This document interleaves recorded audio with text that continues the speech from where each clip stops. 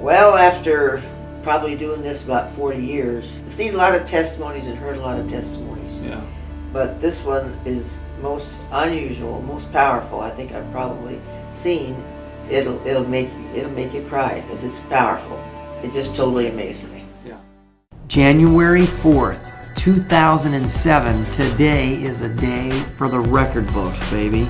You know, I was traveling all over the United States. I was being paid $5,000 a pop to speak at various speaking engagements. I was training thousands of people. And Mike is today's Zig Ziglar, by far. And I saw him literally over the course of a year or two, literally just hit rock bottom, and how everything just flipped upside down. And I could not believe my eyes. My business, my family, my kids, my name, my reputation, my hope for my future, it was all gone.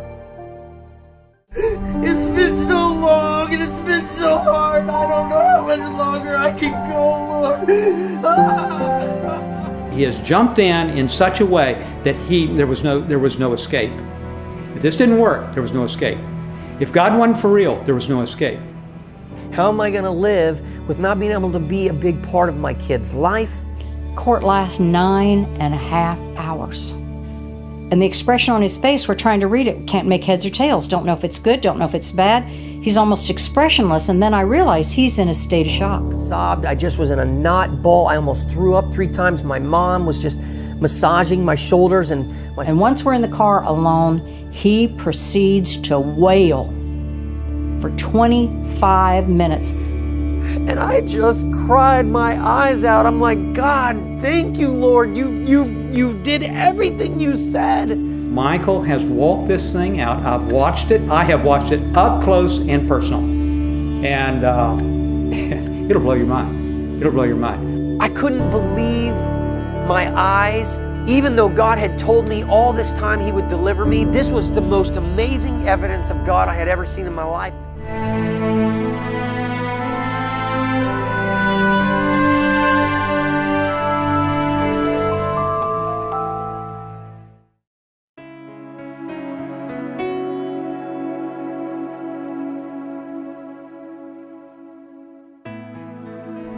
I think I'm a person who, deep inside, I've always wanted to know how life worked. I think that's why I've always been drawn to story, in particular to other people's stories, because it's how we largely make meaning out of life.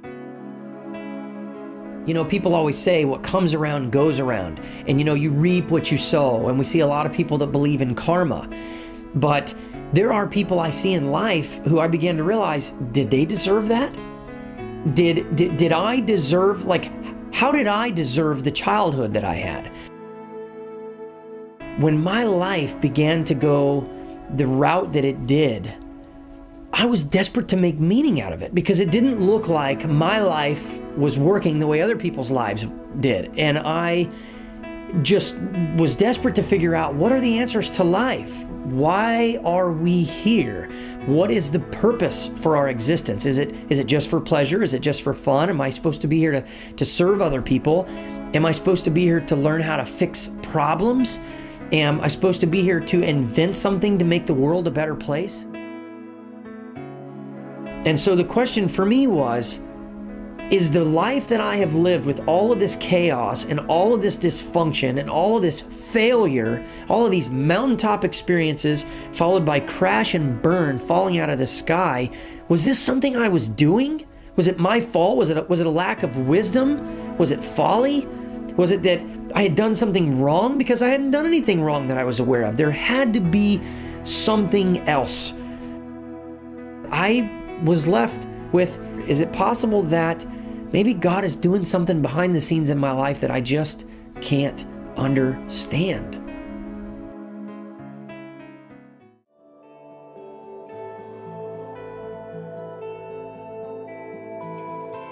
My childhood was, looking back, it was a complete disaster. I mean, you know, the very first day I leave the hospital, almost, the story my mom tells, it almost seems to be a foreshadowing of, you know, what would occur in my life, the rest of my life.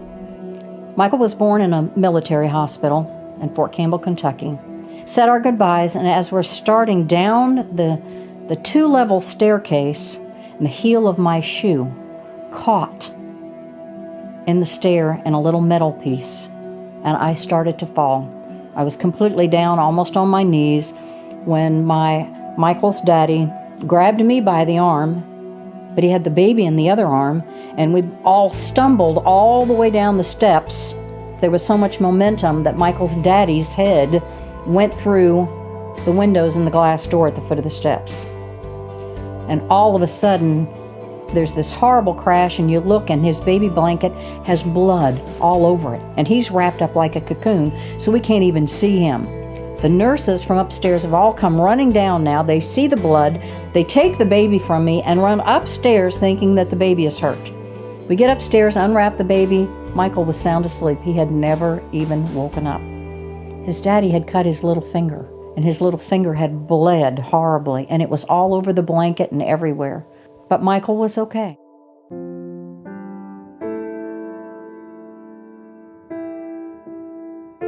So, and then I'm 5 years old, and a female member of our family begins to sexually molest me whenever she gets a chance to get me alone. My parents sit me down when I'm 9 years old, and they do the best they can to explain to me that mommy and daddy don't love each other anymore and they're getting divorced. My mom decides that's a good time for her and I to take a 2-week vacation. We get 350 miles into a 700-mile vacation, and I look back and realize that everything my mother owns is in the back of this car, and I discovered that we're not going on vacation. We're moving permanently. And I didn't get a chance to say bye to any of my friends or my father. My mother and I move into virtual poverty-stricken conditions. We move in with her single-parent income into a broken down, just really kind of nasty apartment complex. Within days of starting school, I'm the new kid from Florida. I talk funny, I have a funny haircut, and the kids immediately identify me as the target. And I am bullied. And the bullying is so bad that it lasts for about 3 years. I'm chased home almost every single day from school by bullies, tormented. The minute the bell goes off, I know that means it's time to start running. That's the only way I'm going to survive. One Friday night, they got so tired of not being able to catch me, they actually came to our apartment complex and they started yelling for me. My mom and I and my mom's boyfriend were up in the apartment, second story up, and they began taunting me. And I came out to see what it was. And I felt like I had no choice. I'm like, if I don't confront this now, I'll be a coward for every day at school. So I went down, and my mom and her boyfriend stayed up and watched me go down. And a group of about 7 or 8 boys surrounded me, and the one kid in the middle, his name was Timothy. He wanted to fight me, and he started beating me, and I'd never been in a fight, and right in front of my mom. He just started pulverizing me, hitting me in the face, and this kid pushed my lips into my braces and just blood everywhere. And, you know, my mom wanted to come save me, but her boyfriend convinced her I needed to learn to be a man. And so I was left all by myself. And man, it hurt. I mean, it was bad. And I remember retreating, you know, back up to the second story apartment, just bloodied and bruised and full of shame. And, you know, this went on every day. Bullying, just horrible.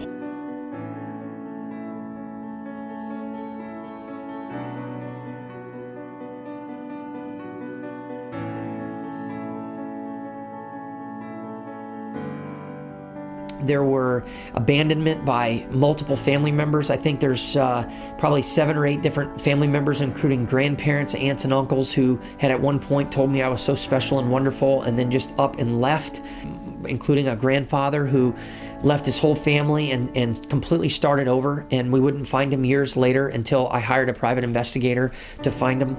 My mother eventually remarried, and my father eventually remarried first. He remarried a cocaine addict. I discovered by accident that she was doing drugs. My dad and I would drive around the crack houses and hotels looking for her. My stepmother had accused me of being a problem child when I discovered the drug problem, and my father believed her, and he kicked me out. and my own father betrayed me and accused me to my mother of being a problem child and shut the door in my face, and I had to go live with my mother. I go to live with my mother and only to find out that she's married a rich man, but he's an alcoholic, and he becomes verbally abusive, he's emotionally abusive. It's terrible. And one day after school, I come home and I find my mom crying hysterically.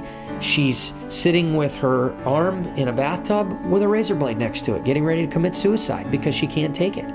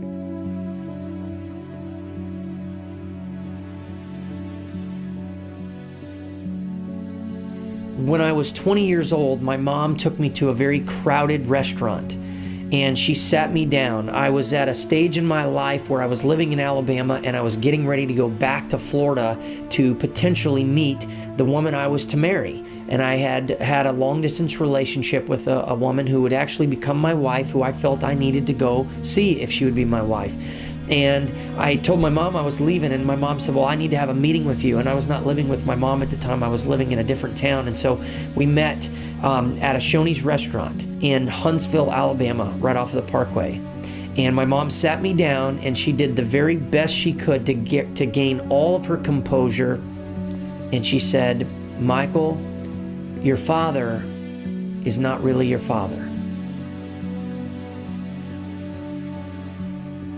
And in fact, your blood father is Johnny, the man that you've been riding dirt bikes with since you were a kid.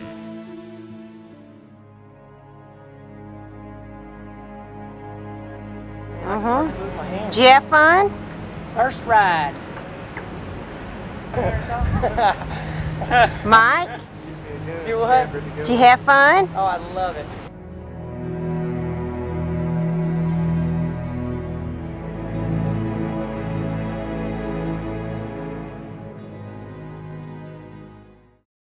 In that very moment, I recognized 50% of my life is a lie. The foundation that I've built myself upon doesn't even exist, and you don't even know who you are.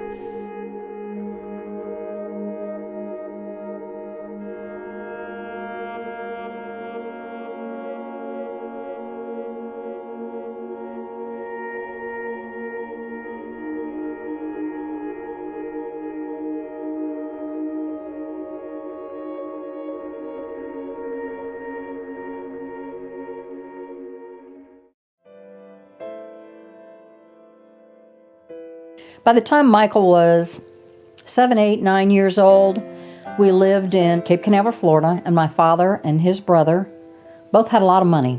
They had fancy boats, they had fancy cars, they took lots of trips, and as a young, impressionable young man, Michael always said, Mom, I want to be like them.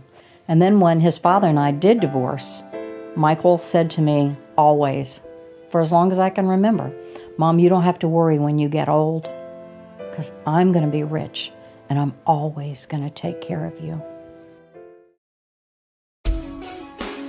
From the time I was a little kid, I wanted to be successful. I just wanted to be happy. I saw the American dream, and there was something inside of me that said, you know, that's what you're supposed to have. That is the purpose of life, you know, and you go after, you work hard, you set goals, you dream big, and you go out and the world is a big playground, and it's like a giant adventure. And the harder you work, the more of the adventure you get to partake, and the more of the playground you get to see.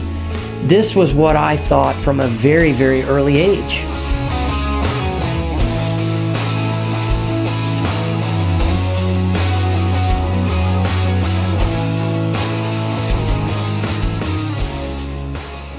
Michael's senior year of high school, I was divorced, single woman, dental assistant, not making much money. We lived in a trailer at the foot of a mountain, and I started having this reoccurring dream. I'm building an airplane from scratch, and it's the day of its maiden voyage, and the excitement and adrenaline is pumping, and I know why, because I'm terrified.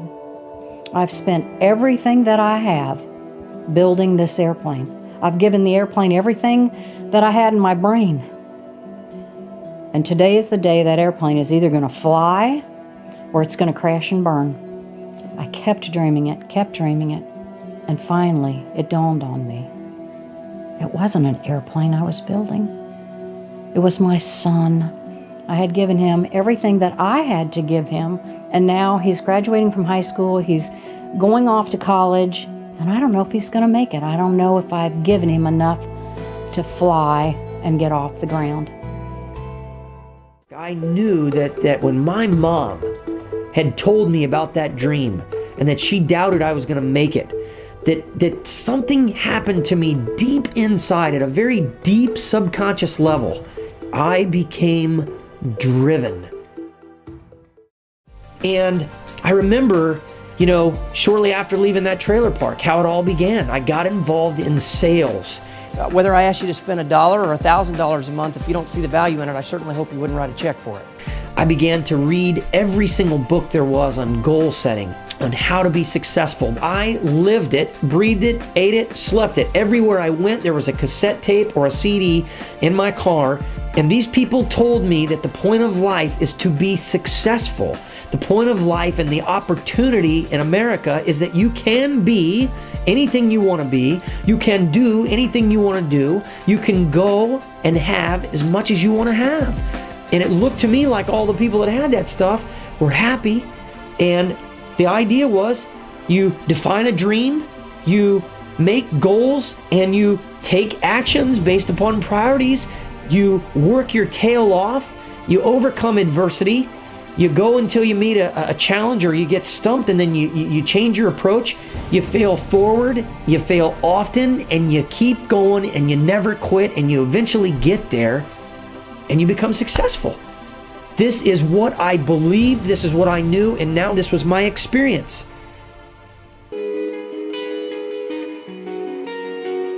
I had just turned 28 years old, and my wife and I were pulling into the parking lot at our gym, and we could see the lights on and all the members. And we just sat in our car and we cried and we cried. And it really proved to me, and I think to my family members, that I could be successful in spite of what my brutal childhood had written into my life.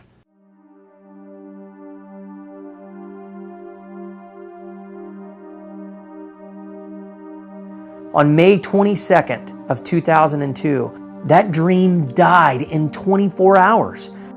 At 5:30. People show up to this local health club to find the doors locked and the place shut down. Now hundreds of people are out of a lot of money. We thought full well that this store would either remain open and we would not be the owners, or that LA Fitness would come in and take over.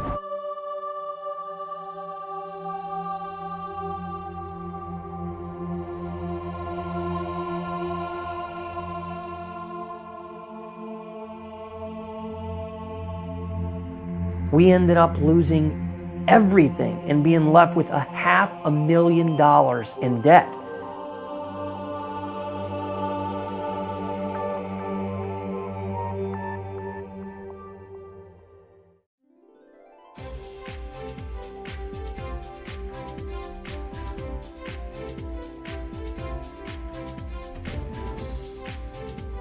By 2006, people were starting to call me the comeback kid. The little business that I had started in our spare bedroom, with $6,300 was now growing at 300% a year, and our future was starting to look bright again. So by 2007, I had overcome, in what seems like a miracle, my very ugly childhood. I had overcome all of that dysfunction, all of those failures, all of that rejection. January 4th, 2007, today is a day for the record books, baby. I got to meet Michael as a vendor first. I did some websites for him, and I witnessed firsthand how all the employees started coming on board and how he would take me out on boating trips. And I got to see the big house and the big pool and the big theater with like 12 or 16 seats. And I was looking around, and I really liked the idea of living that life.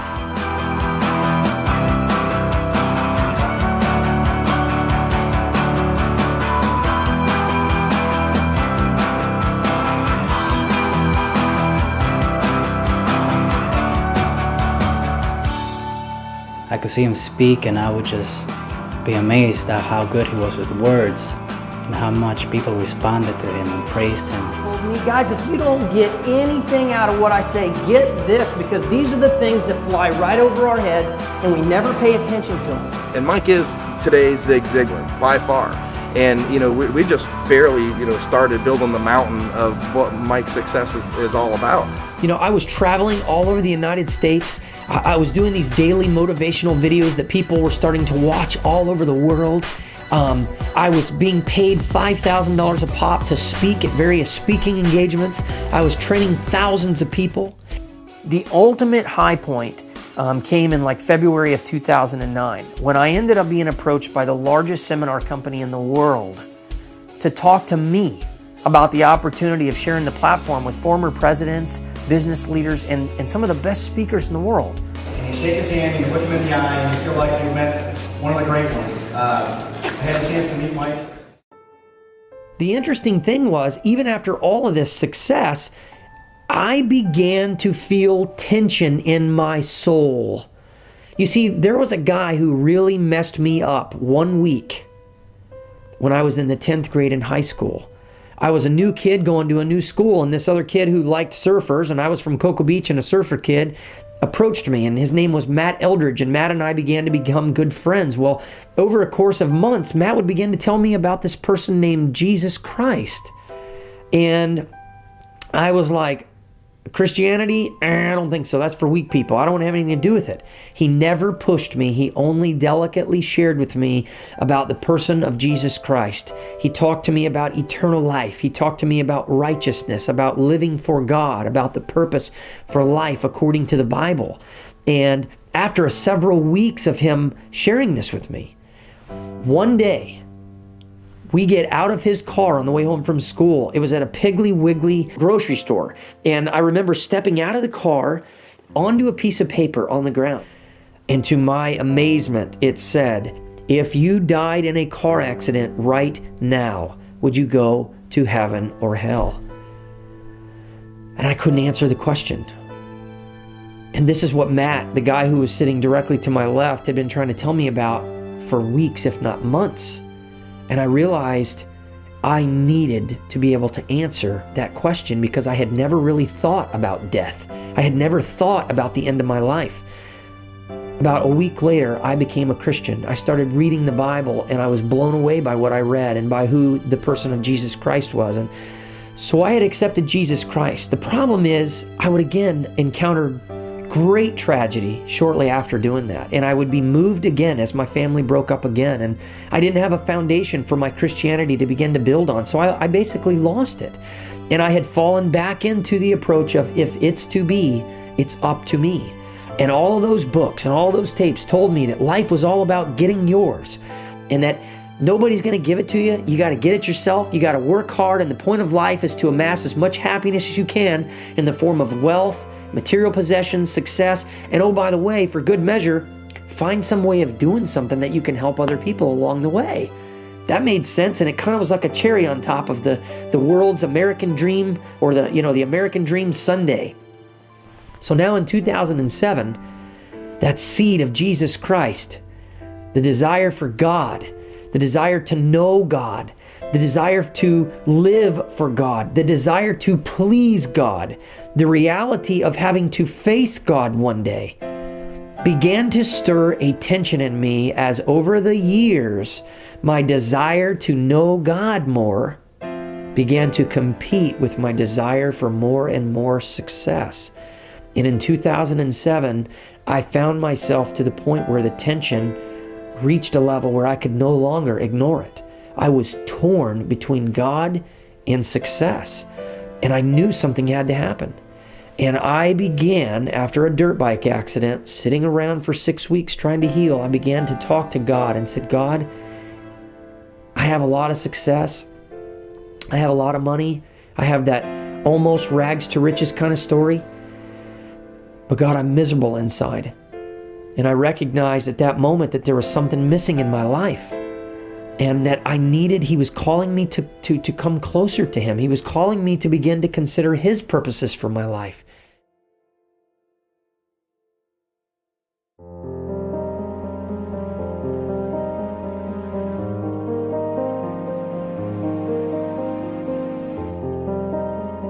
Now here's how prideful I was. I remember being afraid of downsizing the company and following God's leading because that would look like failure again, that Mike had failed now a second time in business. And my pride reckoned, you know what, Mike, even if you fail in business again, you're still a great father to those kids and you're still a great husband to your wife. You still can have the image of being a family man. And our marriage had survived over the years, lots of adversity, lots of ups and downs. I had no fear of losing my family. But the tension got to the place where I will remember one time my wife, my 3 children were gone on a vacation, and I was so upset I got on my knees in that big house and I lifted my hands to God and I said, God, I surrender everything I have. I'm tired of feeling like this. I'm tired of living a double life. I'm tired of being double-minded. I'm tired of feeling torn between my desire for more of success and my desire for more of you. God, I surrender it all. And I literally told God, I said, Lord, I give you my family, my children, this house. I place it all right here on this altar. If you need to take even my own family from me, God, I surrender everything.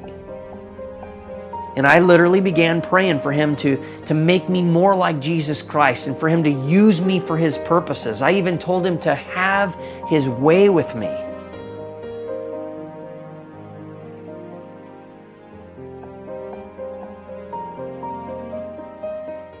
In May of 2010, my wife had posted on my blog, which went out to several thousand people, how proud of the journey that I was on she was, and how honored she was to have been my wife.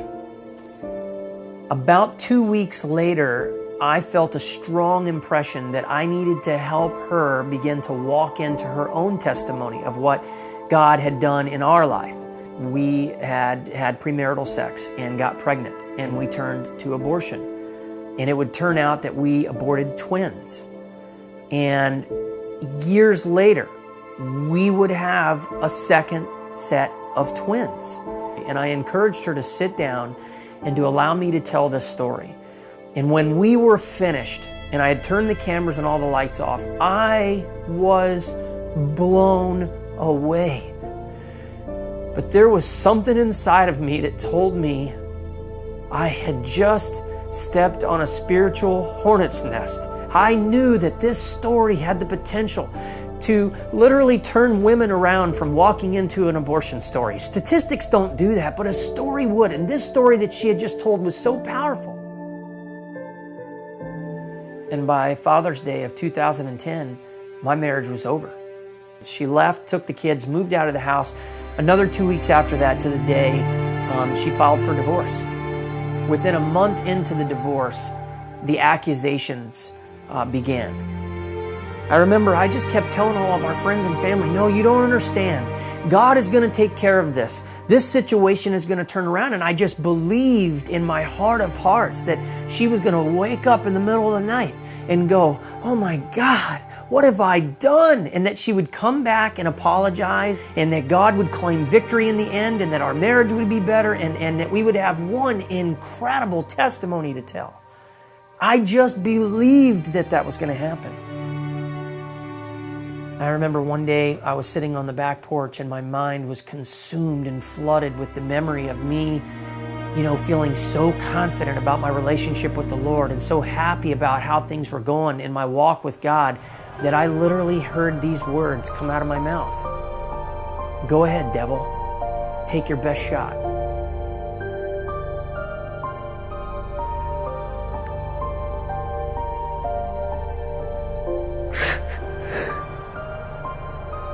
my business, my family, my kids, my name, my reputation, my hope for my future. It was all gone. My passion.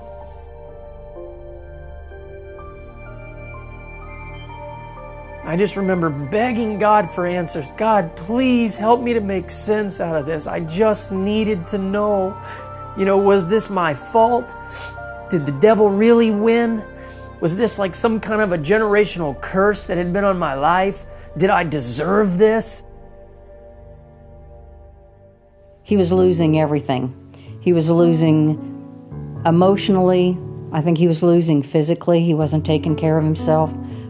He needed help, and we couldn't help him from that far away.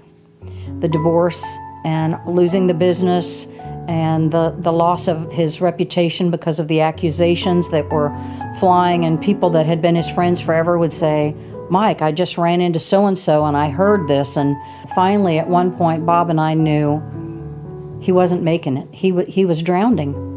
We felt like we had to go down and just say, listen, we're coming to get you, and we're moving you to Alabama.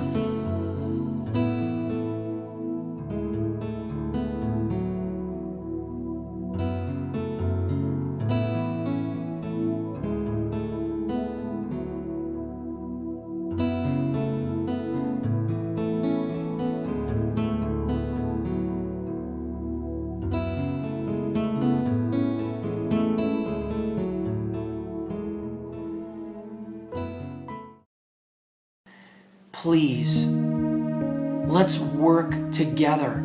I am not your enemy. I am the father of your 5 children. I'm the man who loves you and who has loved you as the mother of my 5 children. I'm the man who, after accusation after accusation after accusation, continues to keep my mouth shut.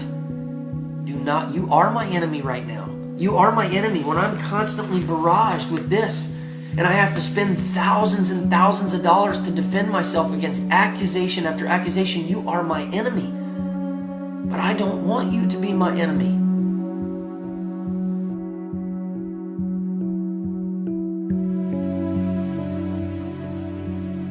There were lots of times when things would be said about him or about his parenting. It was constantly one accusation after another, and sometimes I wondered how he could take it. And when we would find out about it, I would be really upset that someone would blatantly lie to try and hurt another human being. I didn't understand that, and I would be very angry and didn't feel forgiveness in my heart at all. And when I would talk to Michael about it, his response was always the same. Mom, we have to forgive. We cannot carry the bitterness in our heart. And remember what he says, forgive them for they know not what they do. And he would tell me that he would be on his knees every night when that would happen, and he would pray for this ex-wife who was out to draw blood over and over and over again. And his response to that personal attacking was to pray for her.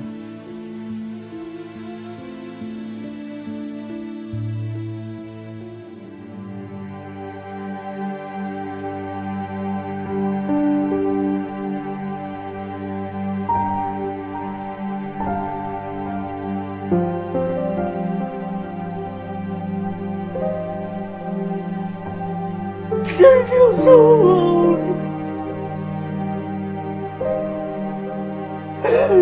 Oh, please help me, Lord.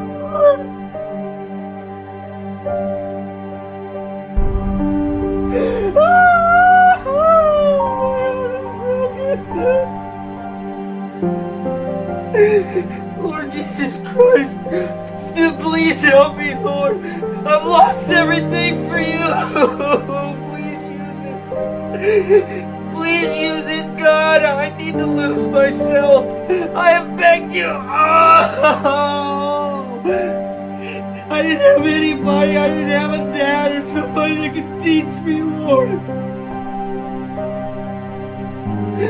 God, please don't tell me I'm going through through this for nothing. Oh, God. It's been so long and it's been so hard. I don't know how much longer I can go, Lord.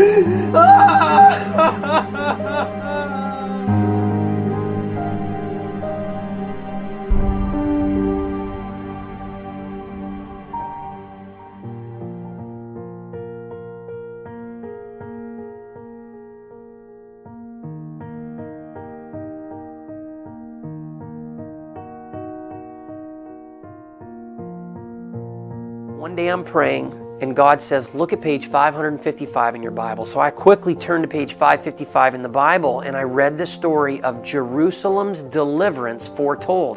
And as I read that story, God said, I'm telling you in advance, I'm going to deliver you. If you will trust me, I will deliver you.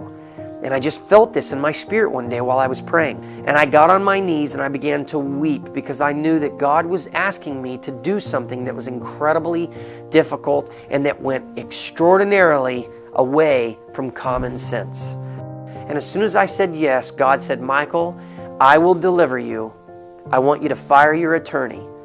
I will do this in a very unusual way that will bring me much glory, and it will not be because you had a better attorney.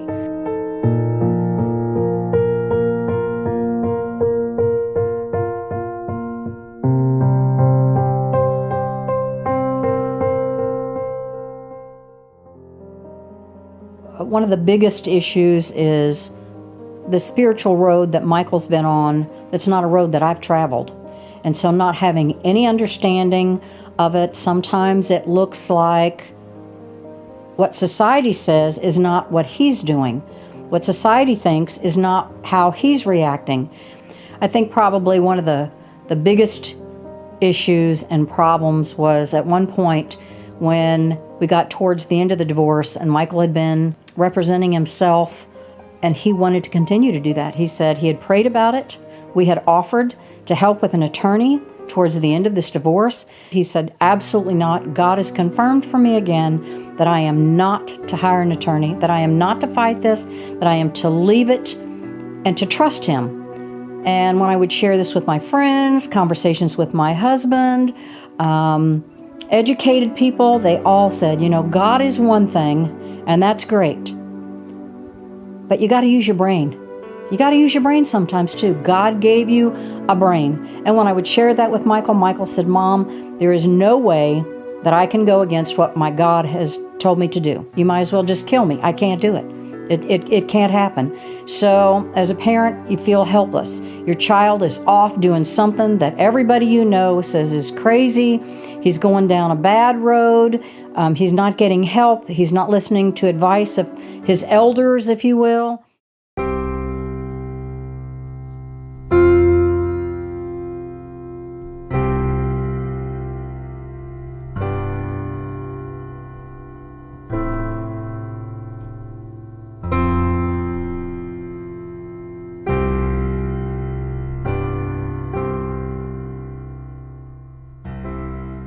And he's offered a job for $150,000. Well, to go from zero, where he's at right now, to $150,000, and like, we want you to start right now, that's pretty appealing. And most people would say, well, hey, that is a blessing.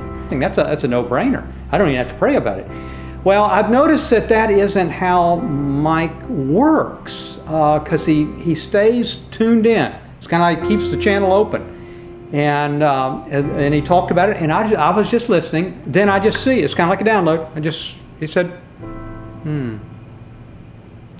you know, I think God said no to this. I'm not supposed to take it.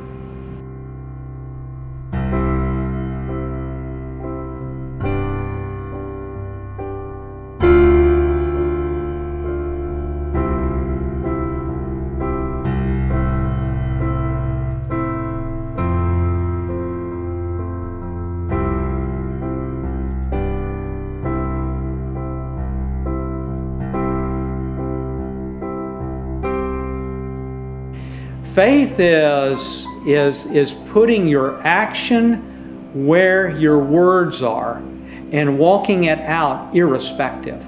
Walking it out even if it looks like it is flat out impossible.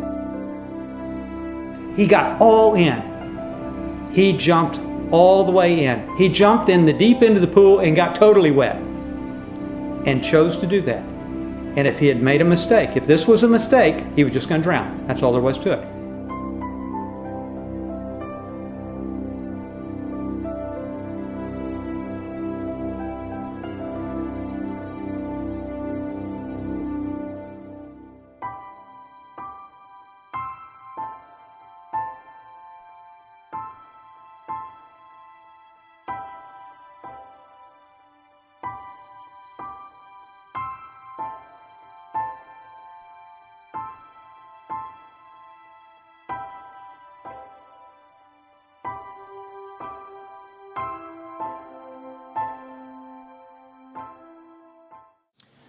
So today is Wednesday, February 15th, and it is 7:35 at night. And these are the final hours of me being in a marriage and in a relationship that lasted almost 17 years. It's been a very, very dramatic, ugly divorce, worse than I could have ever imagined.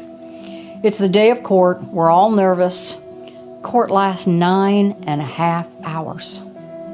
Michael had told us that God had promised that he would deliver him. He knew it by the numbers that God showed him over and over and over. And that particular day, he saw those numbers in abundance, in a circle. We just pull in to Larry's deal. Right there's his thing. He pulled in. I just kind of glanced and looked at what I saw sitting right here. 5550. I get out in the street. I'm like, Larry, look at this. Look at this. And then I look, and right over here. And he felt so confident. He wasn't concerned at all. God told him what he was going to do, and he knew God was going to do it. I just feel that the desire of my heart is to see the Lord do something today that brings him much glory, that solidifies my faith even more, gives me even more conviction in why I believe in the things I believe in God and my faith, and shows me how faithful he is, because he's made a lot of promises to me. And I think it'll do the same thing for a lot of other people. So that's the cry of my heart today. And I walked into that courtroom that morning, and I remember just deep breathing and trying to stay calm. And I had written myself this sheet of encouragement with some scriptures and things to focus on Jesus Christ with.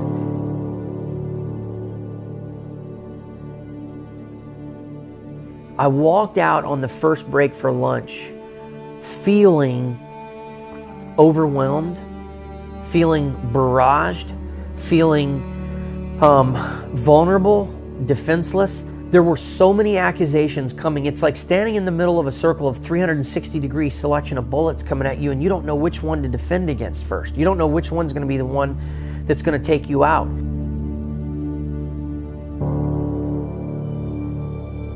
I've tried to write as fast as I can all of the things they're saying, and I can't keep up with it. There's so many accusations, I can't even keep up with it.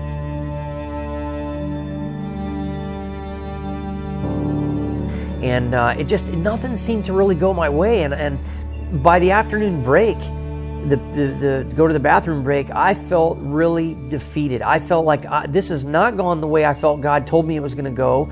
I am being delivered into the hands of my enemy.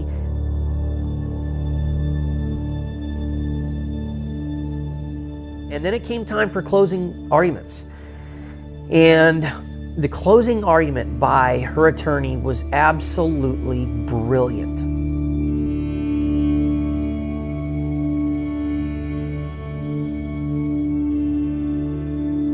And I remember about halfway into this 20-minute dissertation, just kind of sinking in my chair. I lost a desire to almost listen to what she was saying, and I was just looking at my paperwork. I'm going, I'm done. I'm done.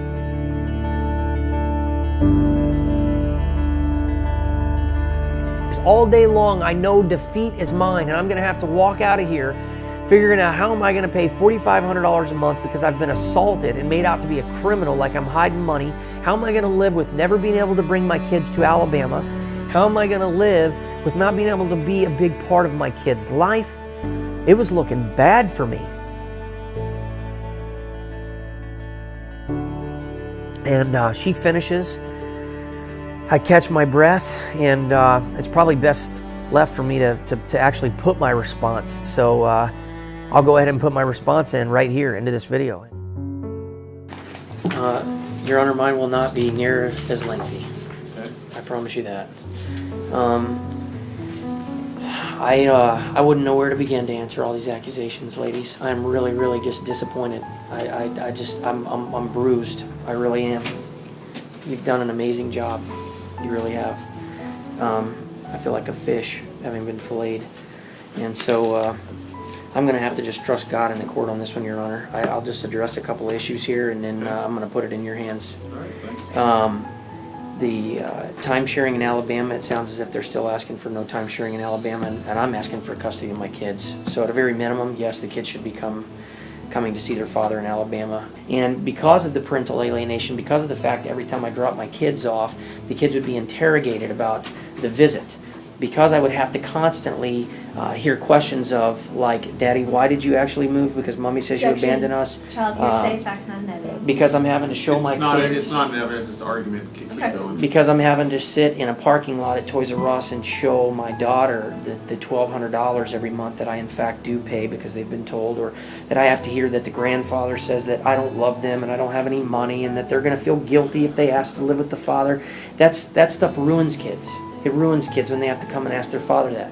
I've never once said anything bad about their mother, and God knows that. I've never once have said, in fact, I've done nothing but to defend them to this woman who, on my very recording happy person that I am, have my kids say to me, Father, why Mommy doesn't like us? She calls us idiots. I have to hear this stuff so much it drives me crazy.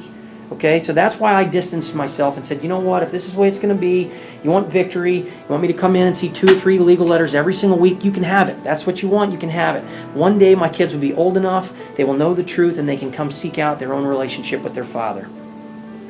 I'm now in front of a court and I'm asking for help. I do not wish that to be the case anymore. I do want phone contacts. I do not want to have to argue my way into being able to see my kids. I do not want to have to show my thumbprints, my driver's license, my color of my vehicle every time I come to town.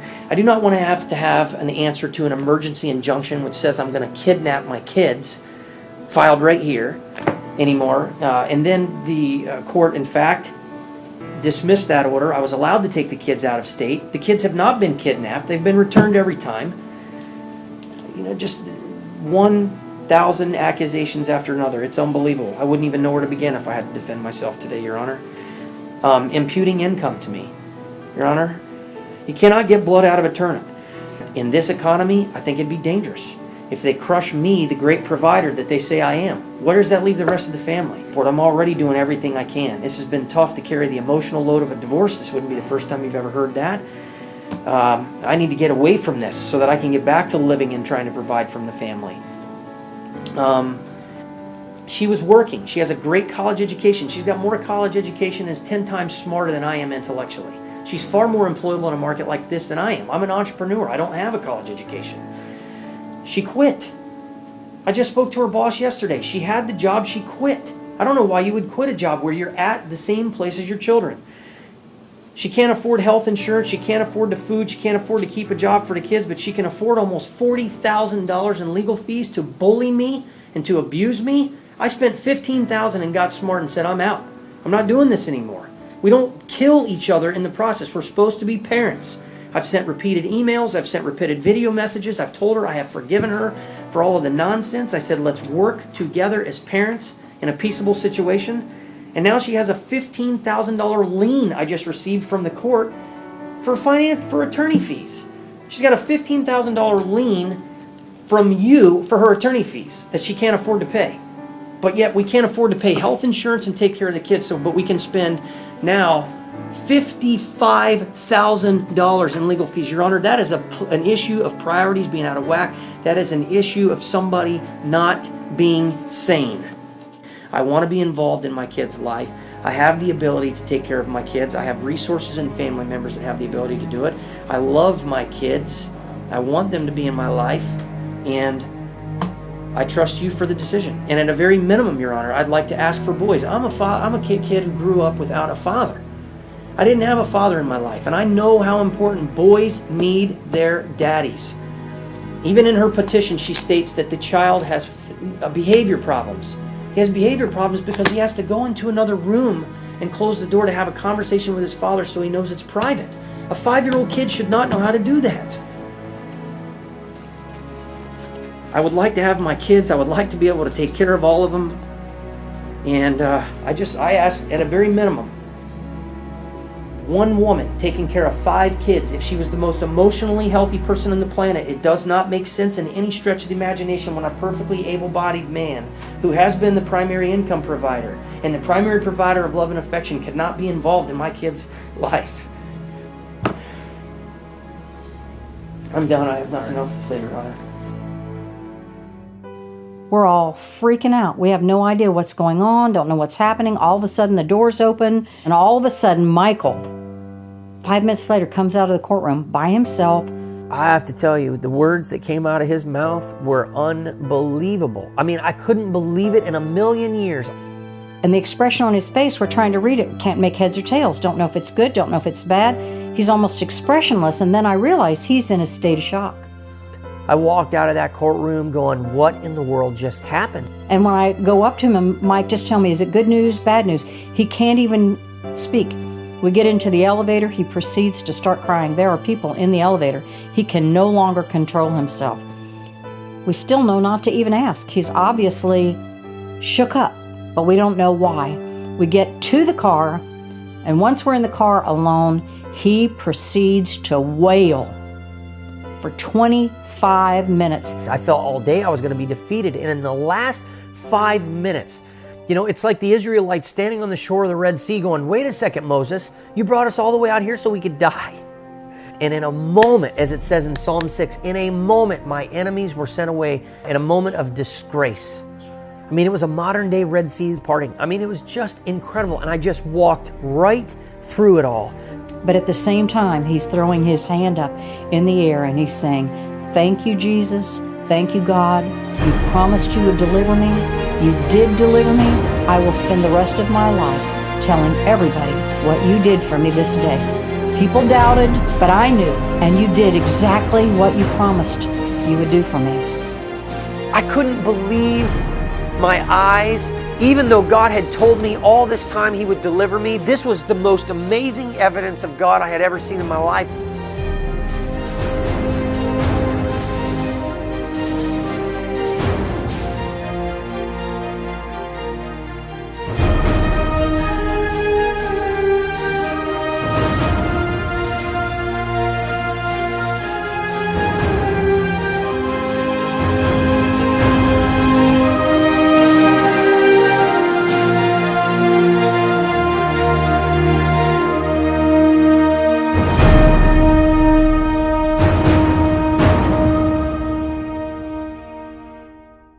We let him catch his breath. We went out to dinner with friends, kind of a little celebration. And as we're leaving the restaurant, it occurred to me that Michael's God really did listen to him. And I said to him from the back seat of the car, Michael, your God really listens to you. And he turned around and he said to me, Mom, it's the other way around. I listen to my God.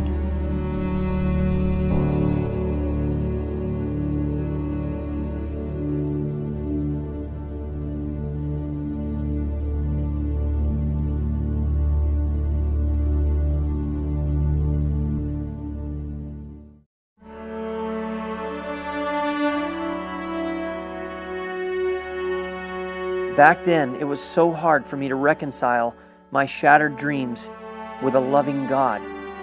But because of Christ's amazing grace in my life, today it's hard for me to even remember all of that pain. It is incredible. And so here it is. God has given me this fullness of joy, filled with an inexpressible, glorious joy, Peter says. That's what it is. I can't even express it. I can't even express it. I'm experiencing what was written 2,000 years ago in my heart. Filled with an inexpressible, glorious joy.